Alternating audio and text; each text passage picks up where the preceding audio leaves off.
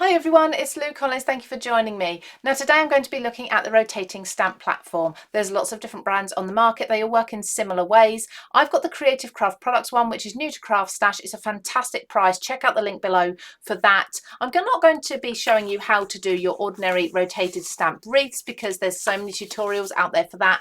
I'm going to be showing you how to do different things, how to get even ink blended segments, how to do stenciling in segments as well, how to do circular words, not just sticking to your usual full circle either, how to do part circles and not just work on square card either, and how to do mixed backgrounds. So I hope you enjoy this video. If you do, give it a thumbs up and I'd love it if you could subscribe. Now let's get on with the tutorial. I'm going to start first with creating really fun rainbow backgrounds. Now, do you ever struggle with when you want to use lots of colours, getting the spacing even for the amount of colours that you've got? Well, it's really easy with a rotating stamp platform because you've literally got the angles and the amount of colours that you need written on the platform. So I've got 8 colours here. If I look at the pink word times on here, I can see 8. I'll need to use 45-degree segments for each of my colours. So this makes it so easy. So what I'm going to do is I've got an 8 by 8 inch piece of cardstock here. This is the watercolour cardstock that I would use if I was doing an ink blended background. I'm going to place that into the 8-inch section there. Pop this back down on 0. Let's just lift that up a bit. And then on my base, I'm going to turn this over. And I'm going to take my first colour, pink, doesn't matter. I always lay them out in order of how I want to put them onto my page. And usually the end two would then lead into each other as well. And I'm just going to ink this. Now, as I say, so 45 degrees, find my two 45-degree lines on here. And I'm going to press onto the platform in that area. And I'm going to just go up probably much higher than I need. I'm just going to wipe off any excess, particularly down near the centre there.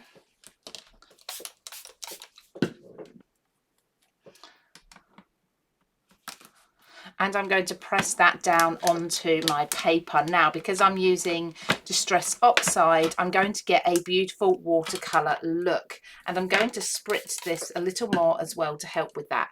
Now I'm going to wipe this clean, or of course, if you prefer not to waste anything, you can take some excess paper and lift that up. Then I'm going to go to the next colour and do exactly the same. Again, within the 45-degree lines. I'm actually going up way higher than I need here.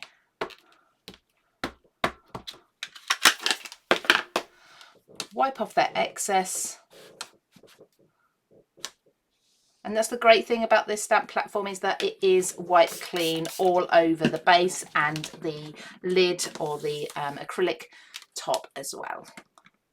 So now what I'm going to do is just turn this. Now, because we've got 45 degrees there, we need to turn this round to the next 45-degree line, which is there, and press this down again. If you find you've not quite got enough water, you can spritz your paper, or you can spritz the platform as well. That's worked absolutely fine. Now, I'm going to want these to blend in, so I'm allowing that to work. I just want to make sure my colours are evenly spaced. So I'm going to keep repeating this all the way round until I've filled my background.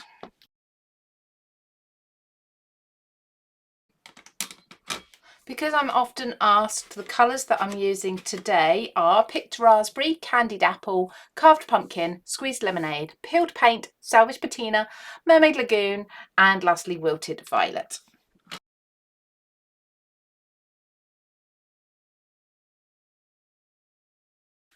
Now, once I've done that, I like to remove the magnetic dial and just give it a spritz of water in the middle so that those colours can run in.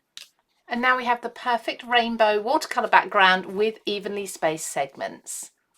You can also use the rotating stamp platform for stenciling in sections, so rather than stamping. Now I've got a stencil here that is conveniently, it's smaller at the bottom and wider at the top. If you don't have a stencil that's similar to this, you can either mask off a section that is running in line with the lines on your stamp platform with low tack tape, or you could find a stencil that's got some long designs in it, or even words that you can place going upwards.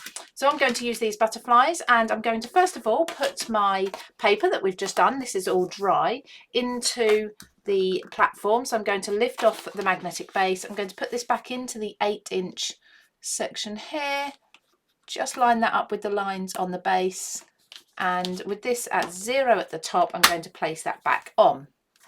Now time to put my stencil on. So I'm going to put my stencil on according to the lines on this grid here. Now if I put that down the bottom, the stencil kind of goes, just having a look here, it fits quite nicely just about there. So I'm just going to pop one of my magnets in there and one of my magnets in there. Now I wouldn't want to trust the magnets on their own, so I'm actually going to use a little bit of low tack tape on my base to hold this stencil in place, because I'm going to want to be lifting it up and laying it back down. So a little bit at the top there and a little bit at the top there. Okay, so now I can ink through this stencil in the first instance, and I don't actually need the top for this. I'm going to layer the oxides over the previous colours so we've got a subtle effect. Now for my next colour, I'm going to leave this stencil exactly where it is, and I'm going to turn my paper. Now you may want to just lift up your stencil a little.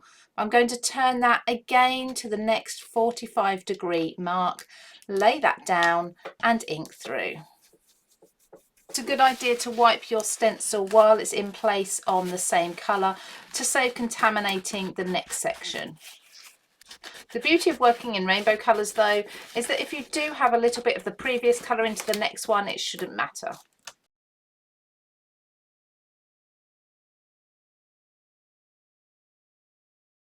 Now cleverly, the Creative Craft Products rotating stamp platform that I'm using today does have little notches at the top. Now, a little secret, this is for some layering stencils and rotating stencils rather that are going to be coming very, very soon. So keep your eye out for those.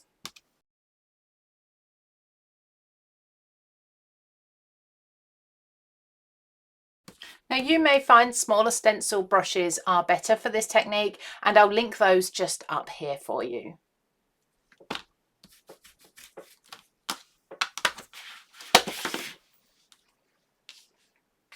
So now I've been round the entire circle, it's time to take this magnet off and see our stencil design. How pretty is that? Now, as well as using the platform as an actual stamping platform, I like to use the guidelines for things in my craft projects as well. So, for example, one way I use it is to find the very centre for a circular nesting die. Now, if I want to cut a circle aperture into the centre of this card base, but you know, I can place it on there, I could put pencil marks and do all my measuring. This is a really quick and easy way. So, if you know the measurement of your card base, place it on your platform at the relevant marking. So this one is just under 6 inches. So I'm going to place that there. Pop your magnet down to hold that still. And then I'm going to place my die on there at the moment very roughly. Now, with this in place, I can use the guidelines, the circular guidelines at the bottom to tell me whereabouts to put my circle. So if I press this down, just little, I can still move my die around, but I can see. So if I place that circle, this is a little bit larger than 4 inches, so I can place that just above the 4-inch mark. And as long as I'm following along with these lines, these arcs all the way round, I know that I'm going to get that in just the right place. And I know now that this is perfectly central to my card. And of course you can do this with larger or smaller circles as well, continuing to follow the arcs on the plate there to line them up if you want to cut things like frames or mats and layers. Exactly the same goes if I want to cut the perfect diamond. So again, if I want to cut a diamond aperture, or if I want to line up my mats and layers, with this I'm going to need to guess it. So an easy way to do it, if you've got your platform to hand, is again just to pop your card in at the right place. So as I say, this is just below 6 inches. Let's just take that off there. And with the lid on top and the die in place, what I want to do is line up the two corners with the two 90-degree lines. So once I've got them both on a 90-degree line there, just working that there, that is central. I can tack that down with a little bit of low tack tape, and I know I've got a perfectly even and central diamond to cut into my card base. Now, of course, the stamping platform is primarily made for stamping. So we're going to stamp a background. Now, how often do you get your itsy bitsy stamps and you stamp all over lots and lots and lots of times? The spacing isn't quite even. You have gaps in some places. Some areas, they're just too close together and it doesn't look all even. Well, this is going to help you create that perfect background. Then you can just fill the center in with a few little stamps if you need, and you're not going to be matting and layering over it. So again, take your cardstock, cut it into a square and pop it into the relevant area. So this is 5 inches. I'm going to go with the Valentine's theme here. And with your platform lid, turn it over and take your smaller stamps, whatever they may be, and start positioning them on your platform, starting around the middle there. To get more of a random look, it's a good idea to position your stamps at different angles rather than all at the same angle. And for this one, I'm following the 30-degree lines. So with my heart, I've filled in this section here. So between the two 30-degree lines, I've found this is the 5-inch line. Now what this 5-inch arc or curve means is that this is going to be the section that comes to the edge of your cardstock and follow round here. So you do need it to extend a little bit further up this way to reach the corners. So I've got mine there. There's a little bit of overlapping on the lines there, but where I've overlapped it, I've ensured that the other side has a bit of a space, so that heart there, the curve should fit into that space. Hopefully that makes sense when we stamp it. Now this is going to be a subtle background, so I'm going to use a red ink on pink paper. Because I'm using the 30-degree lines, I can see here that I'm going to need to stamp this 12 times, and I'm just going to check now this is on that I am actually reaching up to the corner of my cardstock. I'm going to press that down and then keep repeating that whilst turning my dial to the next 30-degree mark each time.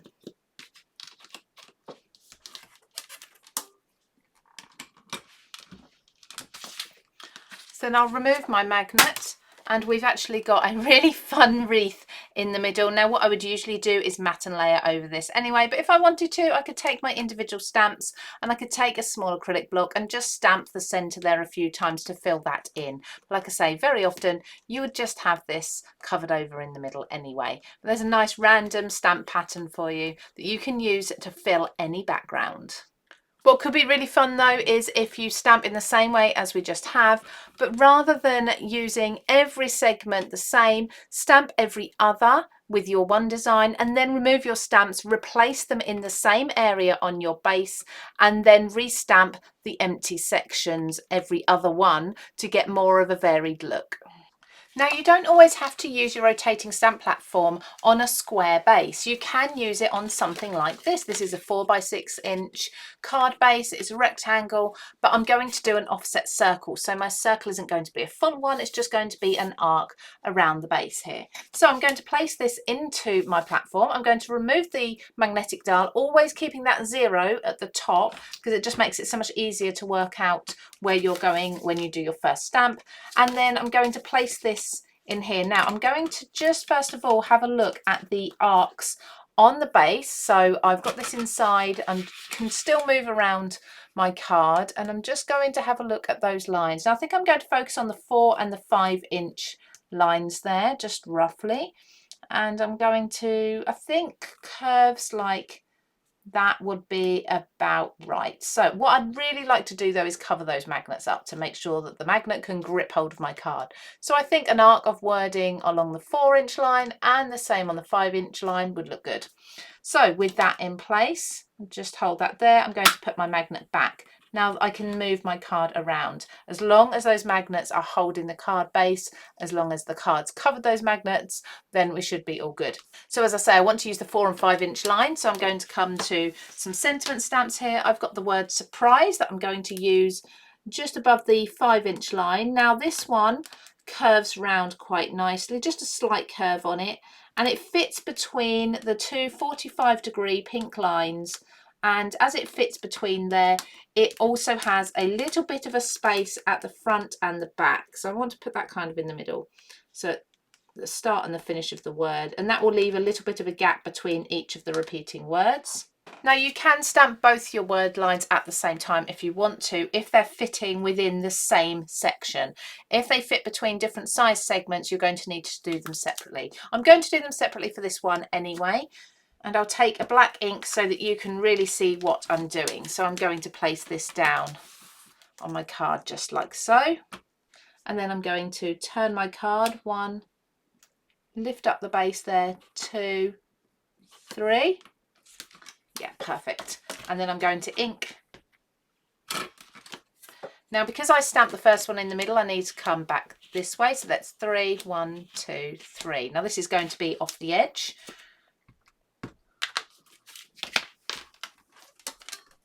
And the stamping's not perfectly clear on here because I'm using a textured card base, but just to give you an idea. So that's my 5-inch circle. Then I'm going to come to a smaller sentiment and I'm going to use that on the 4-inch circle. So I know that I'm going to be able to stamp this again 3 times. But what I don't want to do is be stamping them directly under these words. I want to stagger the wording a little. So what I'm going to do is just move this 1 notch to either the left or right. Now I know that this needed to turn 3 notches for each of the 45-degree segments. So I've turned it 1 notch. I'm going to ink up my stamp.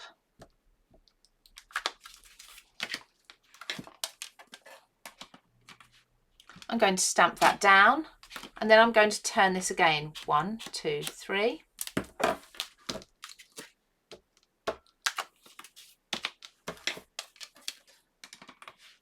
Stamp that down.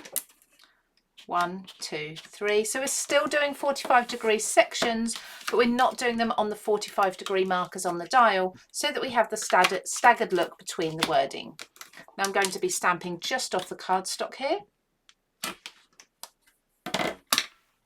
1, 2, 3, 1, 2, 3, 1, 2, 3. I'm just going to check and see whether I need to do a last stamp. That will just catch the edge of the card, so I will just ink up the very beginning of the sentiment there and place this one on.